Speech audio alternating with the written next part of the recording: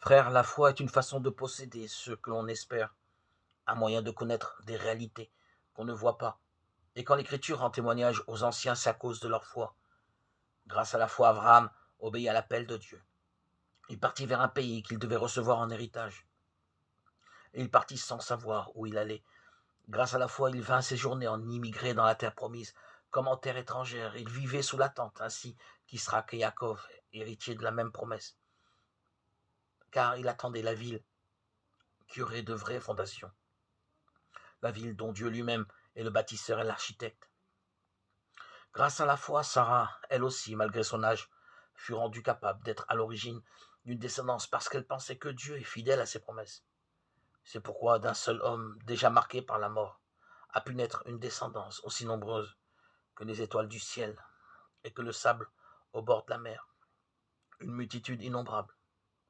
C'est dans la foi, sans avoir connu la réalisation des promesses, qu'ils sont tous morts.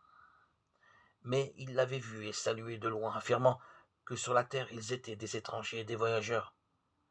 Or, parler ainsi, c'est montrer clairement qu'on est à la recherche d'une patrie.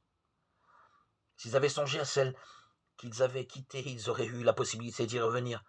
En fait, ils aspiraient à une patrie meilleure, celle des cieux.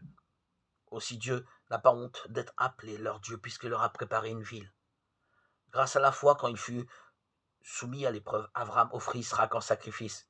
Et il offrait le Fils unique alors qu'il avait reçu les promesses et entendu cette parole. C'est par Isaac qu'une descendance portera ton nom. Il pensa en effet que Dieu est capable même de ressusciter les morts. C'est pourquoi son fils lui fut rendu. Il y a là une préfiguration. Parole du Seigneur. Lettre aux Hébreux, chapitre 11, versets 1 à 19.